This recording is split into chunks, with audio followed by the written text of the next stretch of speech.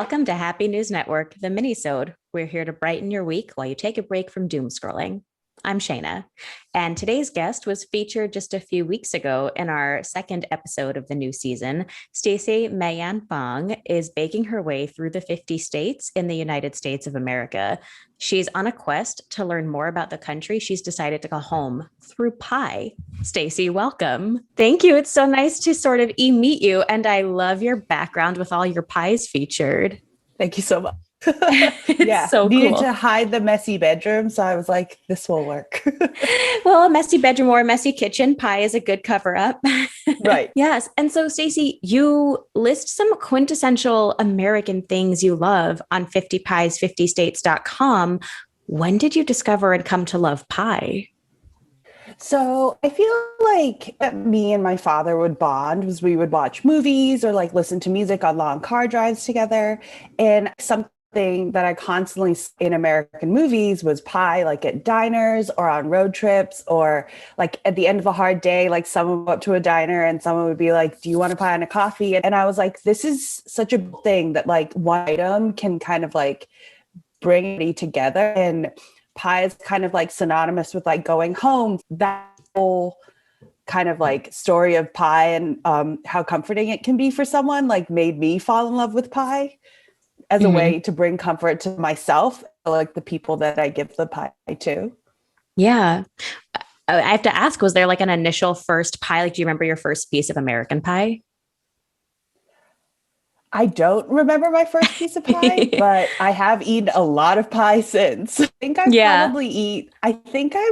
like maybe like at least a slice a week, but maybe up to like 3. I'm not going to lie. Like pie is a big part of my like food pyramid. I think just maybe the middle of the food pyramid is pie. So yeah, in all I support that. Well, and the food pyramid is shaped like a piece of pie. So right, exactly. So I have to oblige.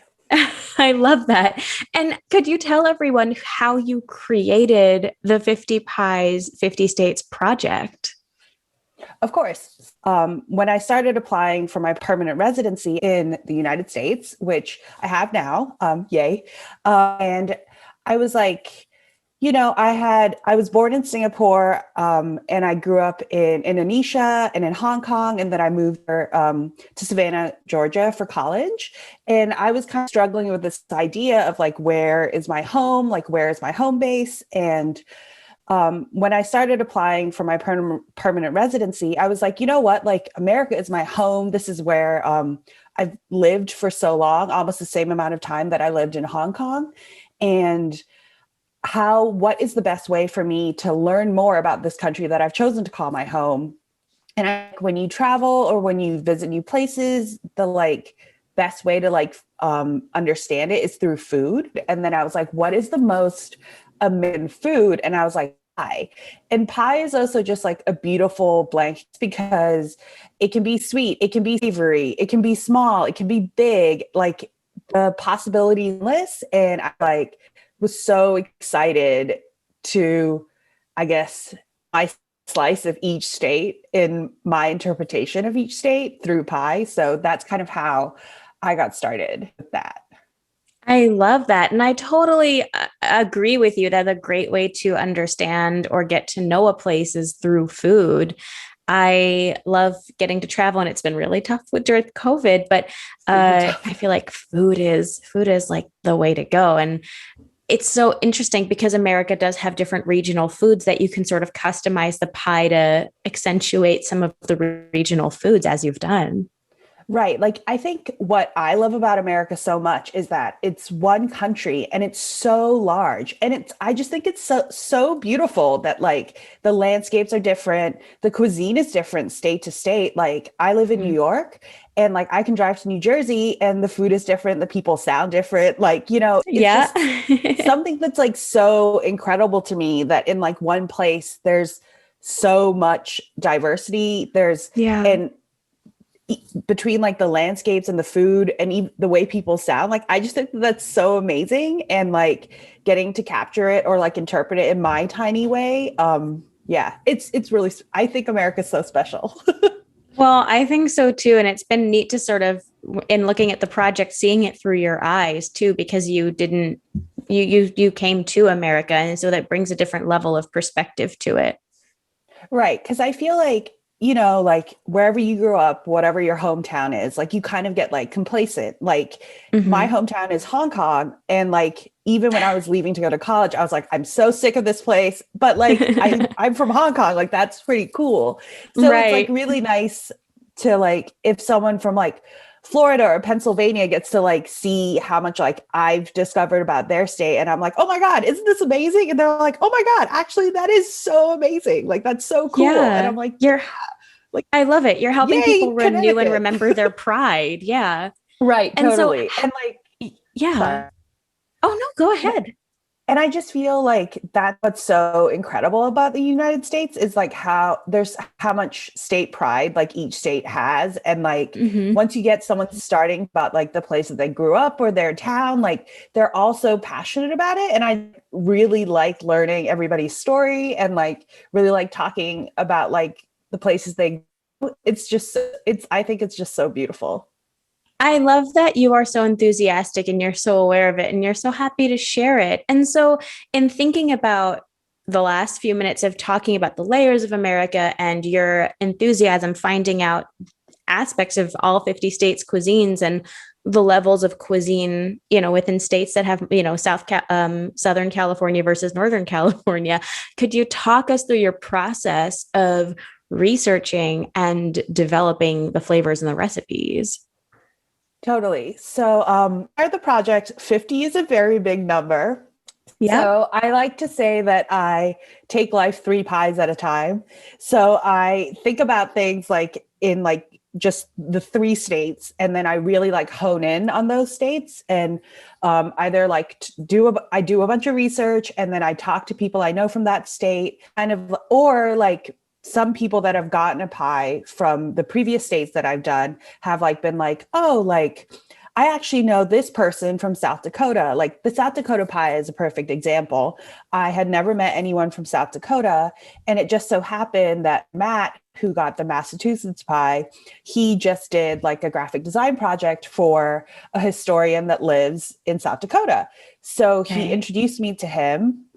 And I got to talk to Eric in South Dakota all about like the Black Hills and Native American cuisine. And I actually ended up going to South Dakota last January and like meeting him in person, like in South Dakota. And like, that's kind of like the beautiful part of the research in this project is I've met so many new people and also like gotten to like connect in that way. And then like some other ways I do research is like through family recipes that I've been given. Like for Ohio, I got my friend Meredith's grandmother's Buckeye recipe, which I thought was so special that she was like, I want you to have this and I'm going to share this with you. So the research is like a lot of reading and a lot of websites, but yeah, it's mostly just like an open conversation to the person that I'm going to give the pie to or someone that they might know. So yeah, it's a group effort, let's just say. Yeah. Yeah, it's really, and it's like the 6 degrees of getting to know a state.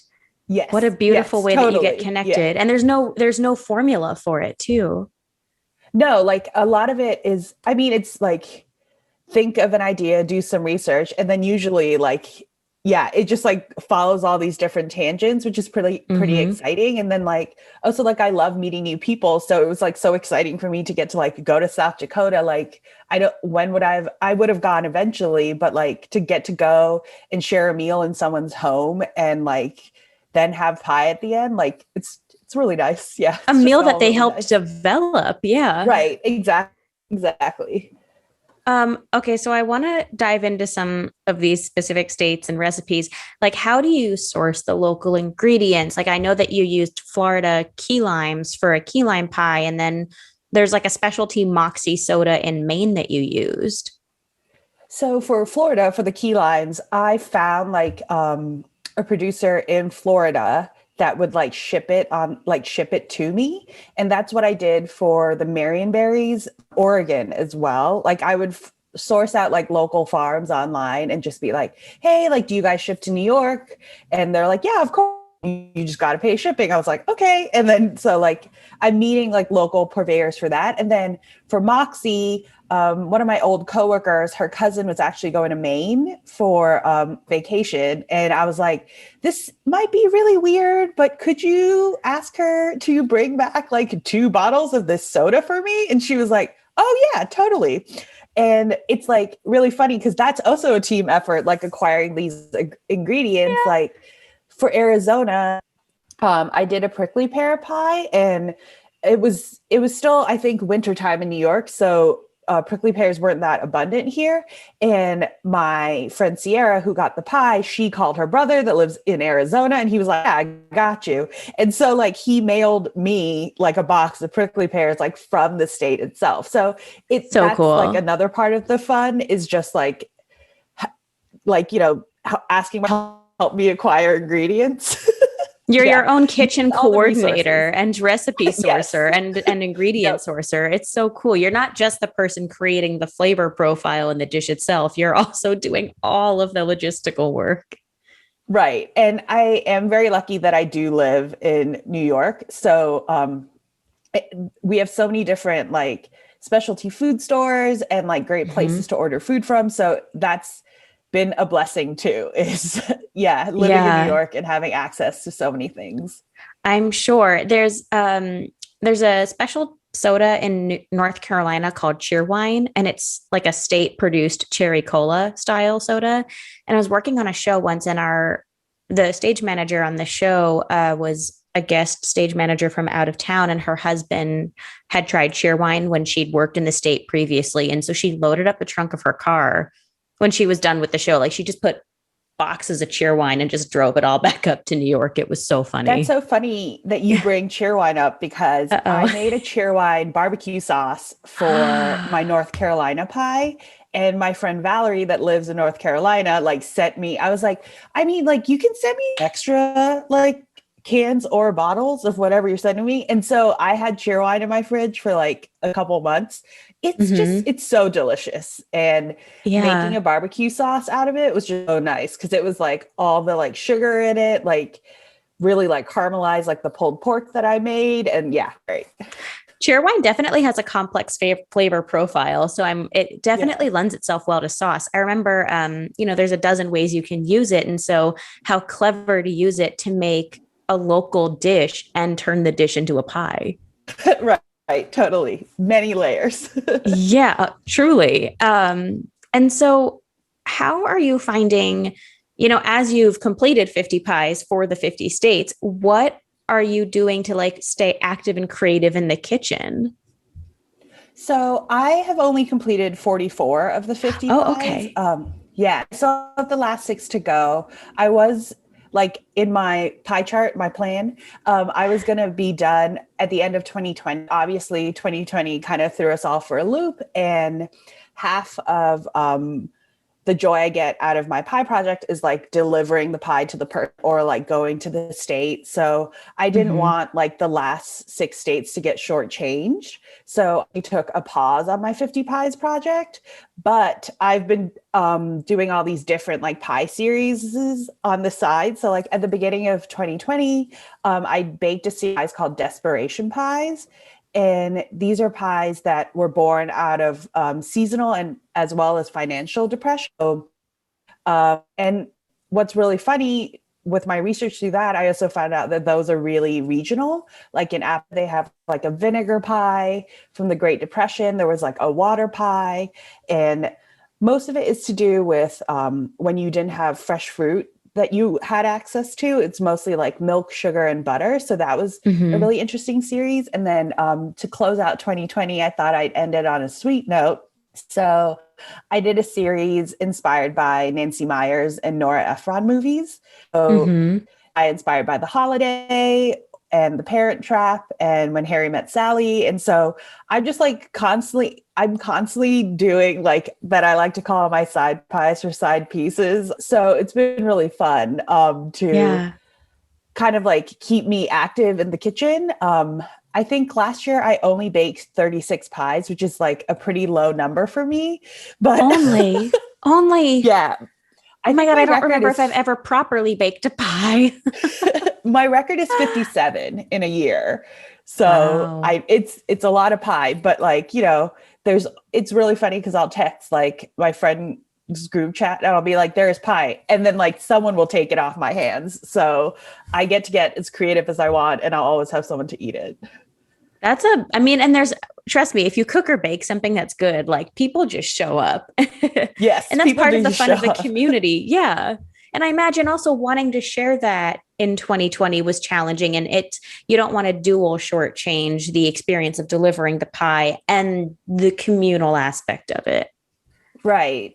Especially with like my 50 Pies project. But in 2020, I baked a lot for like the free and friendly fridges that were in the neighborhood.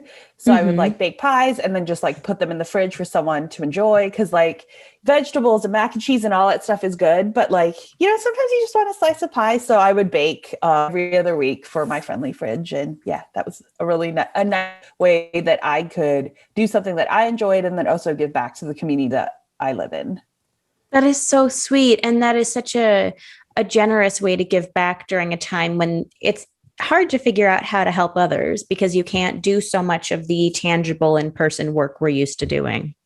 Totally. And because I'm not an American citizen, like I can't vote in elections and like I kind of felt like a little bit helpless. And I was like, okay, like what I can do is focus in my community and I do in my community. And it's like, so I will donate food. That will be like how I give back, you know? Yeah. I love that. Oh my gosh. Well, Stacey, thank you so much for being with us today. I feel like of course, we've covered pie, but we've covered so much more than that. Yeah. Thanks so much for having me. Thank you for letting me tell my story. You guys are in Colorado, right? So the next time I'm out there, we'll have to share a slice Yeah. in person. If anyone wants to explore Stacey's culinary adventures, you can visit 50pies50states.com or follow Stacey on Instagram at 50pies50states. And from all of us here at Happy News Network, I'm Shayna. Have a happy day.